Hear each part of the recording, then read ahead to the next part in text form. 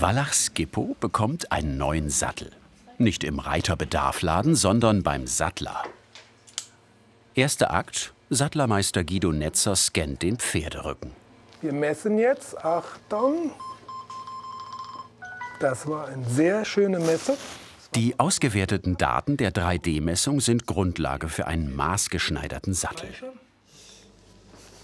Schau dir das mal an, ob dir das gefällt, so von der Proportionen. Ein Westernsattel soll es werden. Bei einem solch verspielten Satteltyp sind viele Entscheidungen nötig. Ja. Auch mit den Bändern hier, D-Ringe, finde ich auch gut. Gepolsterter Sitz. Ja. Und nicht so viel Punzierung, aber Der Sattel soll ähnlich werden wie der Mustersattel, allerdings schokoladenbraun mit schwarzen Einfassungen und schwarzem Sitz. Bis Skippo aufgesattelt werden kann, wird der Sattlermeister in seiner Werkstatt etwa 40 Stunden damit verbringen, den Sattel von Hand zu bauen. So, jetzt kann's losgehen. Pferd wieder im Hänger, Sattelbaum ausgesucht. Aus 30 vorrätigen, unterschiedlichen Sattelbäumen hat Guido Netzer genau diesen ausgesucht. Das kann sich dem Pferderücken ein bisschen anpassen. Maßgeblich für die Auswahl des Sattelbaums ist die Messlehre, das Rückenmodell von Skippo, Ergebnis der digitalen Messung. Es passt genau in diesen Sattelbaum hinein. Perfekter Sattelbaum für dieses Pferd. Der Sattelbaum ist eigentlich wie auch beim Schusterhandwerk wie der Leisten. Gibt die Form vor, die der Sattel nachher hat. Der Sattel wird auf den Sattelbaum gebaut. Der Baum wird nicht, wie ein Leisten, wieder entfernt. Er bleibt. Er ist das Herzstück, die Seele des Sattels. Dem Pferd zuliebe ist die Auswahl deshalb so entscheidend. Charakteristisch für den Western-Sattelbaum sind hinten das Cantle, die Rückenlehne, und vorne die sogenannte Fork mit dem Sattelhorn. Tag 1. 5 Tage lang werden wir Guido Netzer beim Sattelmachen zuschauen. Er beginnt allein, die Auszubildende ist in der Schule. Hauptwerkstoff für einen Sattel: bestes Rindleder. Leder gibt es halt in verschiedenen Dicken, in verschiedenen Farben halt. Manches ist halt sehr fest und manches ist halt geschmeidig, manches ist sehr, sehr weich. Und das kann man dann halt für verschiedene Einsätze nutzen. Dann halt, ne? Das Feste halt eher für die Bügelriemen, damit es standig ist, damit sie nicht ausleiern. Das Weiche eher für ein Sitzleder, damit es sich schön anschmiegt, damit es am Bein schön liegt dann und keine Druckpunkte gibt. Jetzt haben wir hier ein Leder fürs Gallett ausgesucht. Das habe ich mir jetzt hier schon mal aufgezeichnet und schneide mir das jetzt schon mal aus. Das Gallett ist das erste Leder, das vorne auf die Fork aufgezogen wird. Die Form kann man relativ frei ausschneiden, weil es wird am Sattelbaum nochmal nachgeschnitten, zugeschnitten und fein gearbeitet. Ich habe mir auch schon einige andere Schnitte vorbereitet, die wir schon zugeschnitten haben. Einmal fürs Cantle auch. Man sieht eine wunderschöne Struktur im Leder, was man natürlich hinten auf dem Sattel nachher sehr gut sehen kann, dass man noch wirklich deutlich sieht, das ist Leder. So wird er mal aussehen. Ein Traumsattel. Wenn Cantle und Fork bezogen sind, wird der Sitz aufgebaut, mit silbernen Conchas und Bändern. Darunter sitzt das etwas dunkler wirkende Skirt mit den silbernen D-Ringen. Zwischen Skirt und Sitz werden die Fender mit den Steigbügeln eingezogen. Bis dahin dauert es aber noch. Wenn man so eine ganze Haut sieht, das hier ist die Mittellinie ist eigentlich da, wo die Wirbelsäule herläuft. Und wenn man jetzt die Einzelteile immer links und rechts gleich macht, also ein Fender hier, ein Fender da, ein Skirt hier, ein Skirt da, dann hat man die immer in der gleichen Stärke und auch in der gleichen Struktur. Bei allen ausgeschnittenen Lederteilen werden die Ränder ausgedünnt. Ausgeschärft, sagt der Sattler. Dafür gibt es eigens eine Maschine.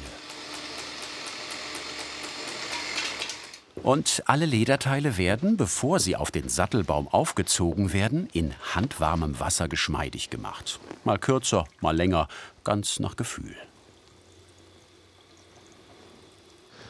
Jetzt beziehen wir das Gallett. Man legt es in Position, guckt, dass überall genug Material vorhanden ist. So, und dann schießt man einen Tacker in die hintere Position. Gallett, Fork und Co. Englische Begriffe, die sich kaum herleiten lassen, haben die Cowboys erfunden. Das Gallett jedenfalls wird von unten an die Fork getackert.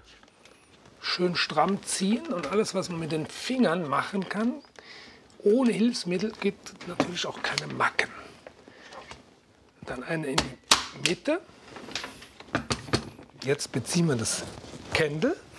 Dafür stelle ich mir den Sattelbaum erst vor mich, nehme mir das wieder genässte Leder und ziehe das mit relativ viel Kraft hinten über das Kendel. Also ziehe es so schon mal auf, lege mir den Sattelbaum dann auf den Tisch und schieße es an einer Seite schon mal fest. Am besten mit Zweitacker, damit es sich nicht lösen kann. Fliegende Sattelbäume kommen auch schon mal vor. Und das kann ich kontrolliert nachziehen. Je nachdem, wenn ich so ziehe oder so ziehe, ist ein himmelweiter Unterschied. Kontrolliert nachziehen. Hier schöne Spannung habe, alles glatt anliegt. Dann kann ich dann auf der anderen Seite auch noch festtackern. Hier gehe ich jetzt gerade raus. Mit Augenmaß schneidet Guido Netzer das Leder dann am Kendel zurecht. Dann wird die Kante hinten umgelegt.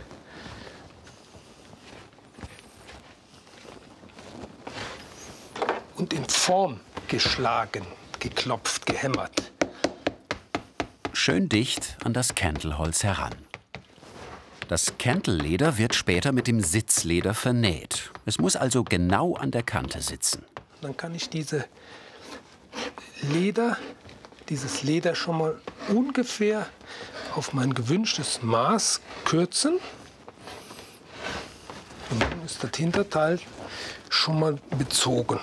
Man kann schon ungefähr erahnen, wie charaktervoll der Sattel wird. Jetzt mache ich den hinteren Aufbau in das Kendel rein. Das Leder habe ich angenässt wieder. Jetzt muss ich es anformen, so dass es genau in der Mitte liegt.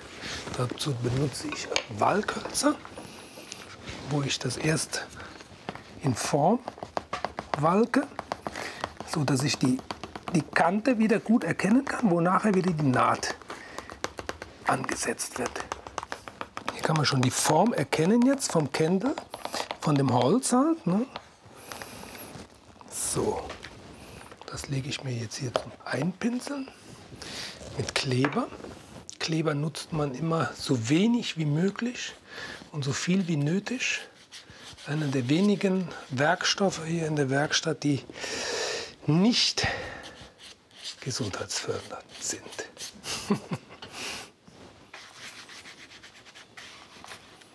Durch das Walken habe ich mir meinen Anhaltspunkt gelegt.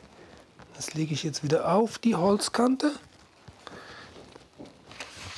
Drücke es schön in der Mitte rein, damit da keine Spannung ist. Und dann wieder mit dem Walkholz genauestens in Form bringen. Bis auf die Holzkante runterschieben. So, jetzt kann man das von der Rückseite auch gegenwalken.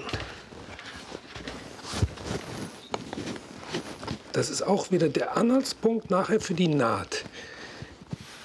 So, und jetzt kann man das noch ein bisschen zurechtschneiden. Schon auf Maß. Genug Material braucht man halt. Hier nach unten ein wenig wegschärfen, damit wir einen weichen Übergang bekommen.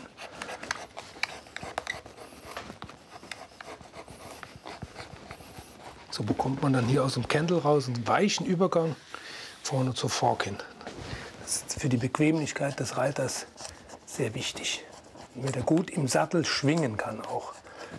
Und damit das jetzt nicht verrutscht, wird das Ganze dann nochmal mit einer Zange, die wir ein bisschen mit Leder noch ummantelt haben, um keine Macken reinzumachen, nochmal richtig fest gedrückt. Ich würde einen Sattel von mir kaufen. Definitiv. Weil ich würde eigentlich am liebsten gar keinen verkaufen.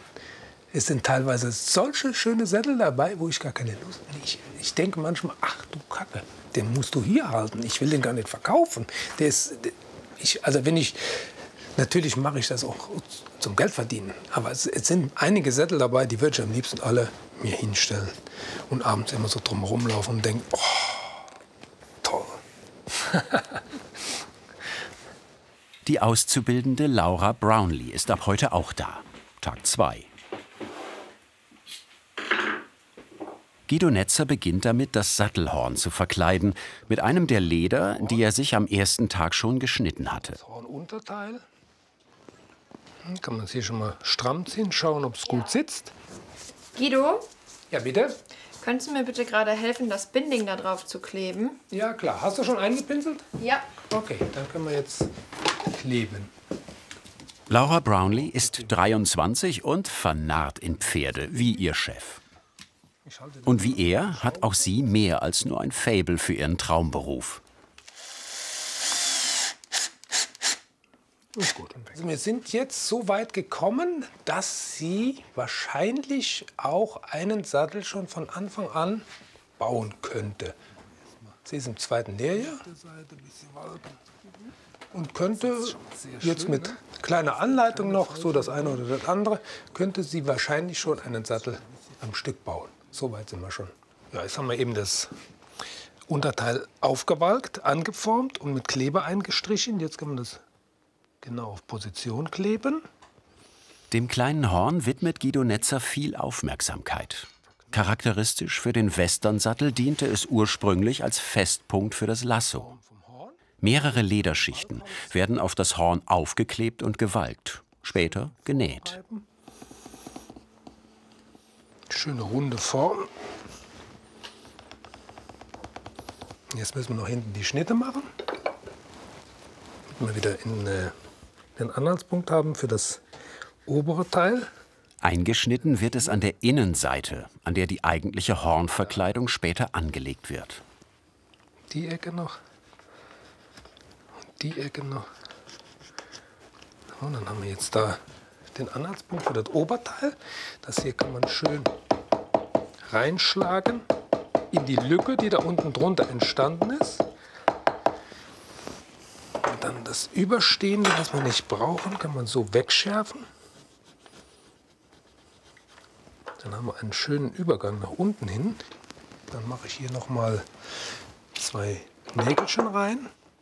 Da das Horn eines der am meisten strapazierten Teile des Sattels ist, müssen die einzelnen Lederschichten nahezu untrennbar miteinander verbunden werden. Wird ja ein Sattel fürs Leben.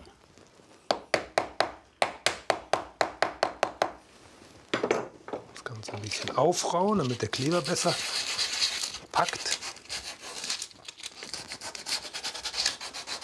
Und dann kommt das eigentliche Horn, die eigentliche Hornverkleidung. So, die ist schon zugeschnitten. Jetzt legt man es erst oben auf Position. Und dann zieht man die Flügel stramm um das Horn, fixiert es mit einem Nägelchen. Den zweiten Flügel über den ersten legen und auch wieder fixieren. So, jetzt kann man noch mal ein bisschen warten, bis der Kleber zurückzieht. In der Zeit kann man, hier ist eine kleine Unebenheit, die können wir uns jetzt noch ausgleichen mit einem Leder, was wir hinten reinkleben. Laura, kannst du mir mal ein weiches Leder geben? Guido Netzers Devise beim Aufbau des Sattels: jede Schicht muss sitzen. Wenn die erste nicht perfekt ist, wird der Sattel womöglich schief. Deshalb arbeitet er von Beginn an mit äußerster Sorgfalt. Das hier kriegen wir hin. In der Zeit können wir jetzt uns weiter um das Horn kümmern. Kleber ist gut. Den Horndeckel wieder hochziehen, ein bisschen Spannung reinholen, wieder auf Position kleben, mit den Fingern anlegen, ein bisschen in Form schneiden, damit ich besser sehe, wie die Form nachher auszusehen hat.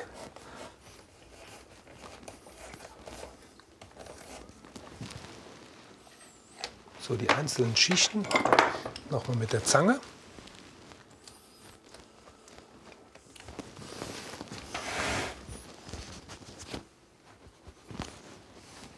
Wunderbar. Ja, schön. Jetzt kann man das Ausgleichsleder einkleben.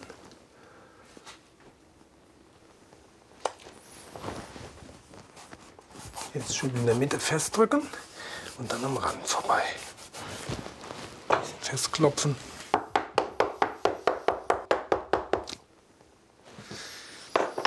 Dieser Sattel, der bekommt jetzt auch noch einen farblichen Einfass.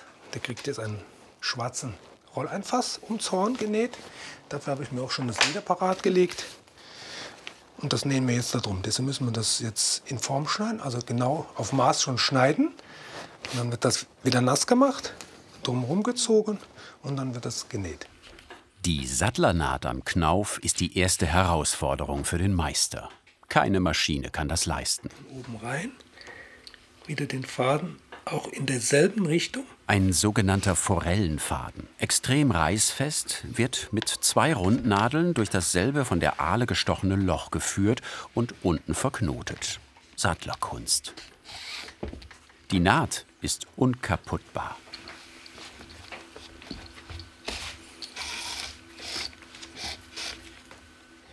Das überschüssige Leder abschneiden, dazu braucht es Erfahrung und Mut. So. Horn bezogen. Jetzt kann es gleich weitergehen mit der Frog. Schauen wir vorher mal, ob auf dem Holz Unebenheiten sind oder scharfe Kanten. Die kann man dann ein bisschen mit der Raspe noch angleichen. Hier fühlt man das. Das sieht man nämlich nachher, wenn das Leder drauf ist, ganz deutlich. Dass wir lieber vorher ein bisschen die Unebenheiten wegraspeln. Das Forkleder braucht eine runde Öffnung, damit es über das Horn gezogen werden kann.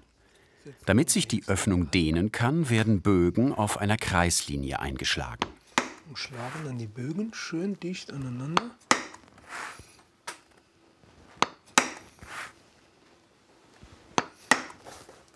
Das klemmt ein bisschen. So. Und das können wir jetzt nass machen, das Leder. Und jedes Lederstück hat eine andere Einweichzeit. Das Forkleder braucht etwa 30 Sekunden. ein bisschen zurücktropfen lassen. Und dann kann man es auf die Fork aufziehen. Dann übers Horn ziehen. Ah ja, Loch war relativ gut gewählt. Schön in der Mitte liegen. Stramm ziehen. Ohne Kraft in Armen und Händen geht beim Sattelmachen gar nichts. Dann werden Hilfsschrauben gesetzt an den Ecken.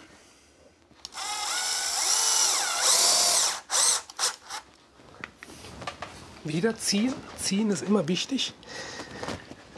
Dann das Leder hier hinten in den Eingriff stauchen. Ziehen, ziehen, ziehen, drücken, schieben. Das ist ganz, ganz, ganz wichtig. Dann ein scharfes Messer. Einen Schnitt am Griffloch entlang. Wenn das Leder an der Fork zurechtgeschnitten ist, wird es noch einmal heruntergenommen und ausgeschärft, damit es sich besser ans Holz legt. So, jetzt nehmen wir den Rolleinfass an.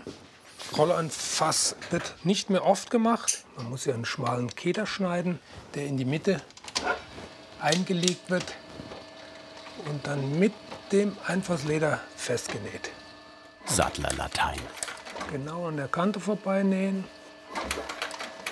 Er näht also an die vordere Kante des Forkleders einen schwarzen Lederstreifen und darauf einen Steg aus Leder. Dann noch mal 2, 3 Stiche zurücknähen, um den Faden zu sichern. Und fertig. Mit Kleber bestrichen wird das schwarze Leder dann über den eingenähten Steg geklappt und eine Rolle entsteht. Der Rolleinfass. Ähnlich dem schwarzen Rolleinfass am Horn. Solche Arbeiten werden heute nicht mehr oft gemacht. Wir lernen das hier noch wirklich genau, wie man einen Rolleinfass macht. In den großen Sattlereien ist meistens keine Zeit dafür. Jetzt beziehen wir die Fork dann im Ganzen. Nochmal wieder übers Horn. Jetzt ist das Ganze ein bisschen zurückgetrocknet, aber das kriegen wir noch hin. Jetzt müssen wir wieder ziehen, ziehen, ziehen. In Form ziehen. Ja, wunderbar. Alles, was sich ziehen lässt, brauche ich nicht wegzustauchen. Jetzt brauchen wir nicht zu schrauben, jetzt können wir schon tackern. Einmal, zweimal. Nochmal ziehen. Hier die Mitte wieder reinziehen in die Falten. Eine oben, eine unten.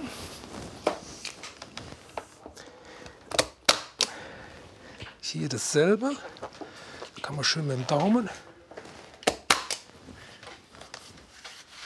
Keine Welle mehr drin. Dann schneiden wir jetzt mal die großen Teile für den Sattel zu. Dafür gibt es Schnittmuster. Zuerst wird das Skirt ausgeschnitten, das Leder, das dem Sattel die Form gibt.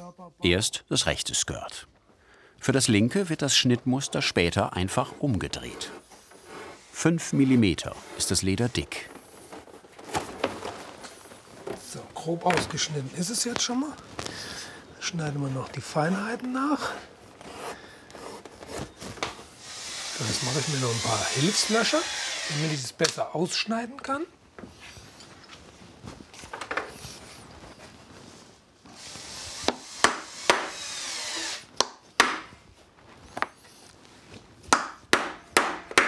Hartes Leder, deutlich zu hören.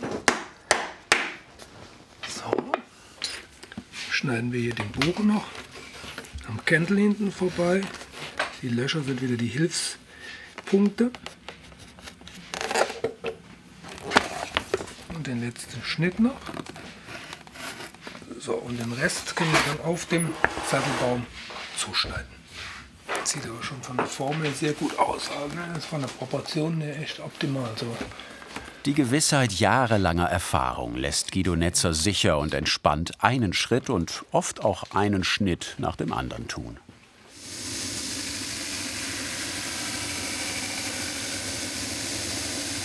Die Kanten werden geschliffen. Die lauteste Maschine in der Werkstatt, in der es übrigens wunderbar nach Leder und ein bisschen nach Kleber riecht.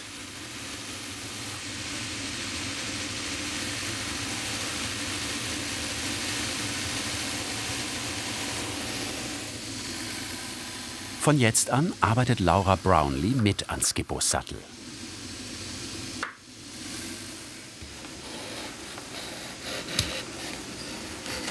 Der Werkstoff Leder ist halt was ganz Besonderes. Mir gefällt es, dass jede Haut anders ist. Und mir gefällt es besonders gut, wenn die Haut Struktur hat und wenn es nicht so tot aussieht, sondern wie hier so schöne Strukturen im Leder sind oder auch mal Narben, dass es ja was Lebendiges ist. Und es ist nie gleich. Und das ist eigentlich das, was so reizt. So, jetzt können wir hier dann den Skirt punzieren. Es gibt natürlich ganz viele Punziermuster. Wir machen hier einen Kordelrand. Das ist jetzt die erste Linie. Die Kordel raben wir mit so einer Linie ein. Dann hat die eine schönere Wirkung. Und dann schneiden wir die Linien sauber ins Leder ein. Dadurch rahmen wir dann die Kordel ein und sie wirkt wesentlich schöner. So, das ist die erste Linie. Das ist nur mal so ein Andeuten, damit ich den Abstand von meiner zweiten Linie erkennen kann.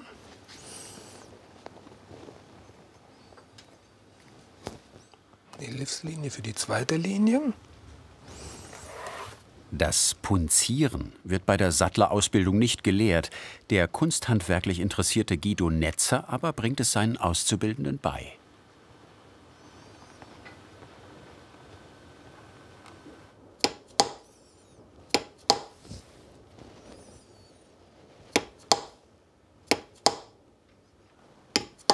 Also so eine Randpunzierung ist einfach, du machst es, du klopfst, sieht nachher schön aus, fertig. Bei so einer flächigen Blumenpunzierung ist das eine ganz tolle Sache. Du erarbeitest das ja.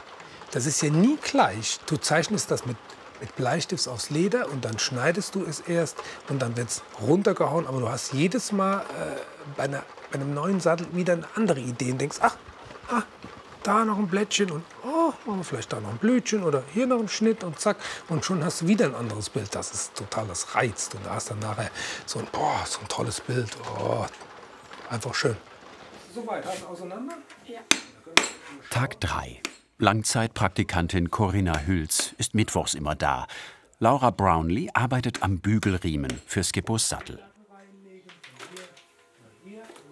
So, jetzt haben wir den Skirt fertig punziert. Und jetzt kriegt er noch einen Namen, den Kundennamen.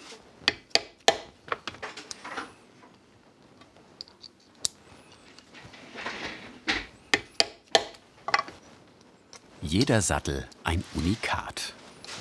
Noch ein Pünktchen vor das P. Fertig. Sieht das nachher schöner aus und gibt einen schöneren Übergang. Und da wird noch genäht und dafür wird dann die Naht versenkt, damit sie sich nicht abnutzt an dieser Stelle. So. Es gibt ja schon allein zig verschiedene Kantenzieher. Es gibt lange, gerade, es gibt kurze, es gibt breite, es gibt von den Kantenzieher verschiedene Stärken. Es gibt Kantenzieher, die sind nur für die Ecke. Linkshandmesser, Rechtshandmesser, Ausschärfmesser, Messer für gerade auszuschneiden, Messer mit Griff, also ohne Ende. Auch das Swivel Knife, das beim Einschneiden der Linien ins Leder sicher in der Hand liegt.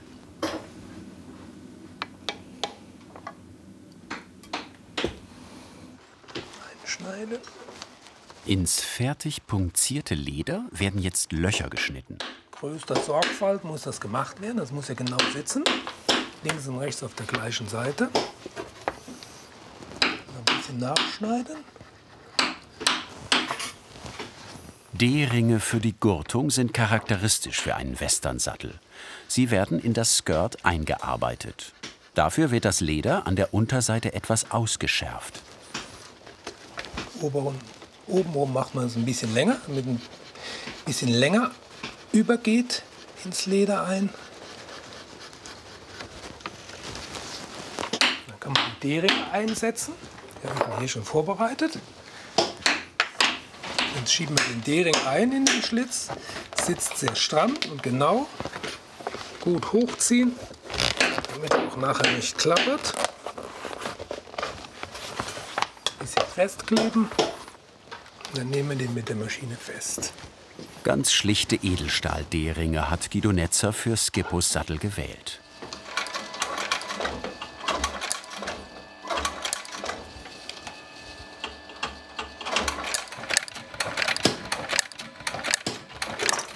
Jetzt kann man das noch vernieten. Auflage beachten. Kräftig abschlagen. Auf Länge abkneifen. Die Nietköpfe noch ein wenig runden. Und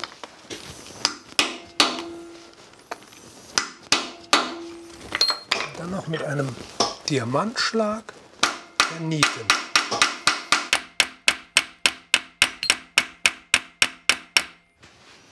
Da können wir jetzt den Skirt weitermachen. Wir haben jetzt die D-Ringe positioniert, eingenietet, vernäht. Jetzt können wir das Skirt-Unterteil anlegen und schauen, wie wir es aufkleben. Leicht anzeichnen. Eine Fixpunkte haben, um auf die richtige Position zu kommen.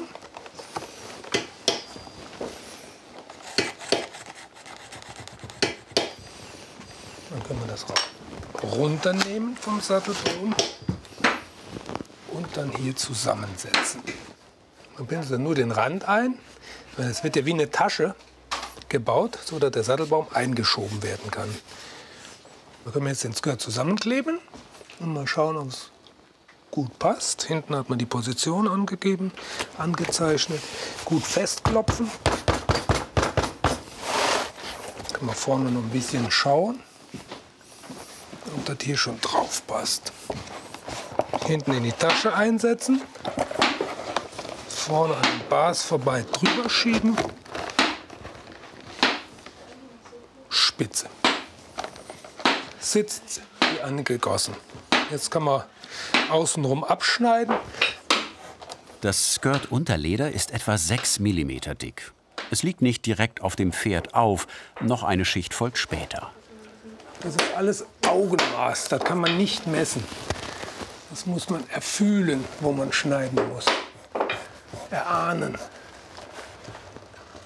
wie sich das Leder dehnt, wie es sich verhält, wie es sich hinlegt. Ein bisschen auf Spannung, damit sich das ganze Leder von hinten nach vorne an den Baum schiebt. Ganz stramm sitzt. So, das kann ich noch mal kontrollieren. Wie der Bogen stimmt, wunderschön, liegt genau an der Fork vorbei. Hier hinten ist es schön dicht jetzt. Das Leder liegt dicht am Kendel an. Wunderbar. Und jetzt kann man den umdrehen. Dann muss von unten noch die Freiheit geschnitten werden, damit die Wirbelsäule in der Mitte liegt, die Wirbelsäule ja vom Pferd, damit die hier die Freiheit hat, damit das hier nicht anecken kann. Ganz wichtig, das scharfe Messer. Viele Sättel werden einfach hergestellt von Arbeitern, die haben vom Pferd oder so gar keine Ahnung. Die machen ein Produkt. Und dieses eine Produkt machen die aus alle möglichen Materialien, die sie halt da liegen haben. Ob das jetzt ein dickes oder ein dünnes oder ein weiches oder ein hartes, das ist egal. Der wird einfach nach Masse gebaut. Du musst in der Woche so und so viele Sättel bauen und dann werden die gebaut. Und dann kommen dann schiefe Sättel oder die eine Seite ist ganz weich, die andere ist ganz fest, die eine ist kurz, die andere ist lang, das ist normal. Das kommt leider vor. Ich habe mich zwischenzeitlich ein bisschen um die ganzen Kleinteile gekümmert. Habe mich da mal ausgetobt und die soweit fertig gemacht. Die Holder, einmal der Tie-Strap-Holder und der Cinch-Holder, auch ausgeschnitten, punziert und die Schlitze reingemacht. Die Schlitze werden mit 2 Locheisen erstmal Löcher eingehauen und dann mit dem Messer verbunden. Die Kante ist so eckig und ein bisschen hochstehend und franselig und das wird durchs Kantenziehen dann schön glatt gemacht und gleichmäßig abgerundet. Nachdem alle Teile dann irgendwann fertig Kante gezogen sind, werden die Kanten auch noch poliert und damit versiegelt. Das ist einmal fürs Optische sehr schön und schützt halt vor dem Eindringen von Wasser.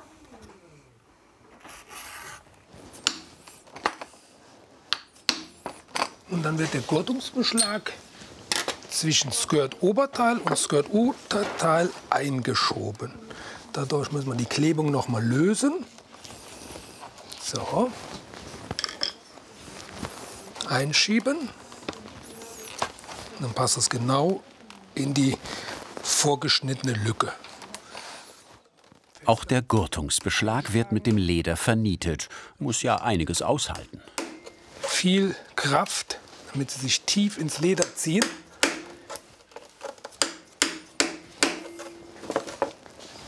Dann schneiden wir sie auf Länge ab.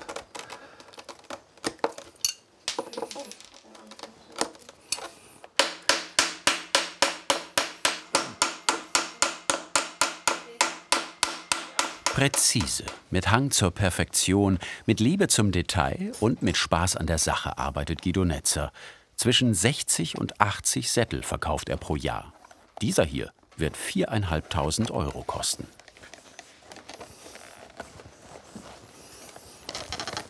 Das Leder vorne ein bisschen ausstellen, damit das Pferd in der Schulter Freiheit bekommt. Den Skirt schon in Form biegen, wie nachher der Pferderücken ist. So, und jetzt kann man von unten schön die Form des Sattelbaums einwalken, einhauen. Man kann das hier sehr schön reinformen. Hier sieht man dann auch schon den Sattelbaum rausschauen. Ne? Das ist dann wie ein orthopädischer Schuh. Das passt nachher aufs Pferd. Ist genau geformt wie das Pferd und passt genau drauf. Hat aber dann trotzdem die Freiheiten, die das Pferd braucht, um unter dem Sattel zu arbeiten. Und da wir heute ja diese modernen Messtechniken haben und haben dann auch Messlehren, und wenn man dann die Messlehre reinlegt und es macht plupp, wunderbar, sitzt. Jetzt können wir noch den Grundsitz auffalken, wird dann mit Nägelchen fixiert, vorne in der Mitte einmal, hinten links und rechts. Das ist halt der Anhaltspunkt für die Naht dann wieder. Hier auch wieder schon mal vorschneiden. So, und das können wir jetzt schön trocknen lassen, dann können wir morgen weiterarbeiten. Tag 4. Der Sattel für Skippo nimmt langsam Form an. Guido Netzer passt den Sitz an. Eigentlich Seat-Jockey, aber er sagt Sitz. Wunderbar. Ja, das kommt gut. Hier haben wir wieder die Form von der Fork. Auch der Sitz ist nach Schablone geschnitten und muss angepasst werden. Entschieden, aber mit Bedacht. Feinschleifen machen wir dann nachher noch.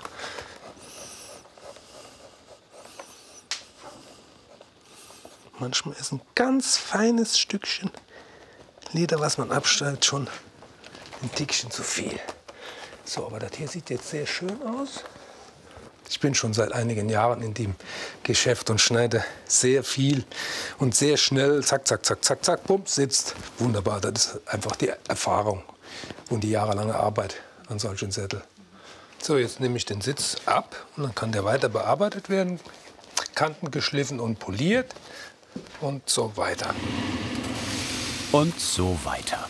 Jedes Teil wird also fein geschnitten, dann geschliffen, punziert. Alle Maschinen und Werkzeuge sind mal dran. Der Meister und die Auszubildende arbeiten Hand in Hand.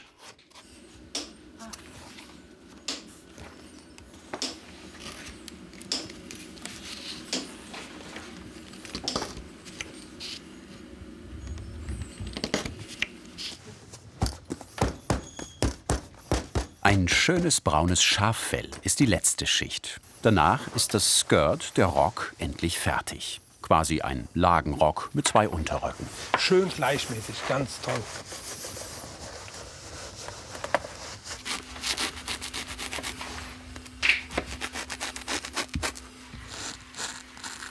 Blind schneiden ist auch gut, aber...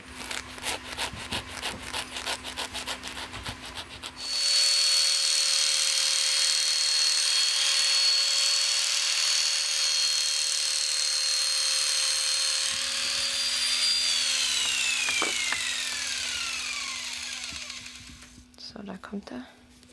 Laura Brownlee liebt beim Sattelmachen besonders das Punzieren und das Flechten. Hier verziert sie 2 schon zusammengenähte Lederteile mit einer Schmuckflechtung.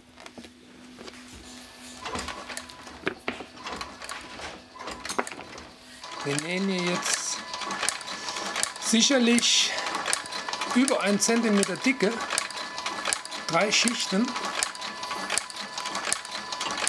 Da hat die Nähmaschine schon was zu arbeiten. Der dreilagige Rock. Gleich ist er fertig.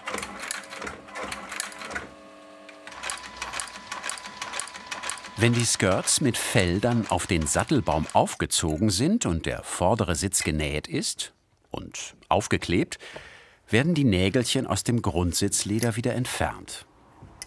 Und dann kommt alles, was den Sitz ausmacht, noch einmal herunter vom Baum zum Kleben und Nähen. Jetzt ist der Sitz an den Untersitz genäht und das Polster wird fixiert. Das Polster wird auf den Sitz aufgeklebt. Das heißt, das Leder wird angeraut, mit Kleber bestrichen und das Gleiche natürlich hinten am Grundsitz. Wenn das Polster geklebt ist, wird der eigentliche Sitz aus Rohleder positioniert und dann erstmal zurechtgeschnitten und auch verklebt.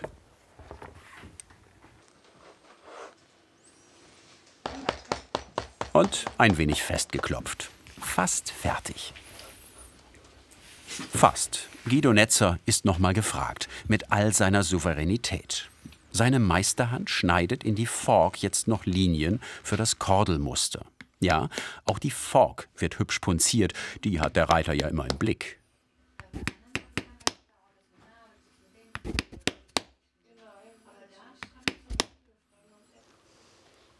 Ein ganz individueller Sattel, aus hochwertigen Materialien gemacht und mit ausgesprochen schönen Details veredelt.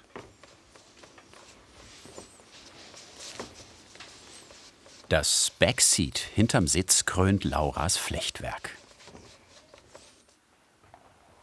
So, wir kommen jetzt zum Ölen. Wenn es zum Ölen kommt, dann ist der Sattel fast fertig. Dann dauert es nicht mehr lange. Deswegen ist es auch eine sehr tolle Beschäftigung, auf die man sich immer freut, wenn man endlich seinen Sattel ölen darf. Und dann ist diese Seite vom Sitz geölt. Ja. Da hast du gestern super schön geölt hier. Ne? Tag 5. Heute wird er also fertig, der Sattel, der nach dem Ölen und Polieren einfach schön aussieht. Wunderbar. Ja, dann kann ich den ja jetzt mit aller Ruhe vernähen. Ne? Das Alles ist doch klar. super. Genau. Der Sitz wird heute vernäht. Krönender Abschluss sozusagen. Bevor man hier näht, muss man natürlich die Schichten verkleben und dann die Naht hinten, die Kante auf Länge abschneiden und die Schichten dann runden, damit man hier eine runde, schöne Fläche hat. Und dann wird dieses Einfassleder wird dann nass gemacht und dann kann man das stramm drüber ziehen, so dass man das schon in die Form reinwalken kann, so dass man auch wieder diese Walkkanten hat, wo man sehen kann, wo man hinnähen soll, wo es am schönsten aussieht dann. 1 Stunde dauert diese fast meditative Arbeit. Die Ahle übrigens, mit der er am liebsten direkt am Sattel arbeitet, die hat schon sein Großvater benutzt, ein Schuhmachermeister. Bei Guido Netzer stimmt die Aussage, Schuster und Sattler sind verwandt.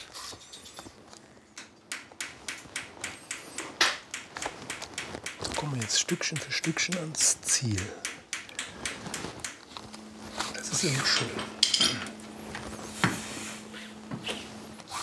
Das Ende ist nah. Wir können dann den Sattel zusammenschrauben und haben dann das fertige Bild. Und wenn die Naht dann ja noch richtig schön geworden ist, i-Töpfelchen drauf gucken, gleichmäßig. Die Holder, in die die Enden der Gurtriemen gesteckt werden, werden jetzt mit punzierten Lederkonchas befestigt. Für uns sind alle Sättel mit Edelstahlschrauben verschraubt, dass man auch möglichst schnell wieder auseinandernehmen kann, ohne einen riesen Aufwand zu haben. So, jetzt kommt natürlich der krönende Abschluss. Das Edelstahlkoncha, die man halt mit einem Concha-Andreher, ohne dass man sie verletzt, anziehen kann. So, das ist dann wie eine Blume, wunderschön. Auch die kleinen Stringholder werden angeschraubt. Schön in Position setzen. Dann die Sicherungsschraube wieder rein.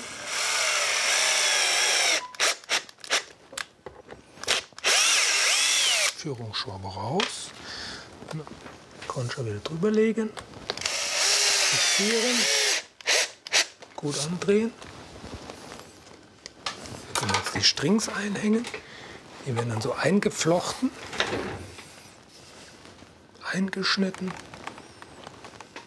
Kleine Präzisionsarbeit wieder, nicht zu lang, nicht zu kurz. Einmal von unten durch.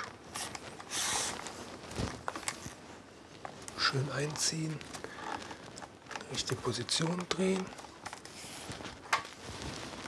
Noch einen Schnitt.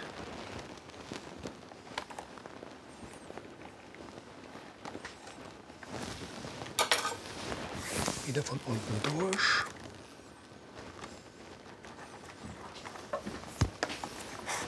Ausziehen. Schön drehen und schon haben wir eine super stabile, schöne, feste Verbindung. Die Strings nimmt man zum Befestigen von Packtaschen oder von Jacken und so weiter. Mir dasselbe noch mal. Einziehen. Als letztes werden noch die Fender in den Sattel eingeschoben, an denen die Steigbügel befestigt werden. Dann unter dem Baum wieder zurückschieben. Anziehen, durchziehen, drin. So. Gefällt. Ein Meisterwerk. Geschafft. Einzigartig. Toller Sattel. Komplett von Hand gemacht. Letzter Akt, Anbringen des Firmenlogos.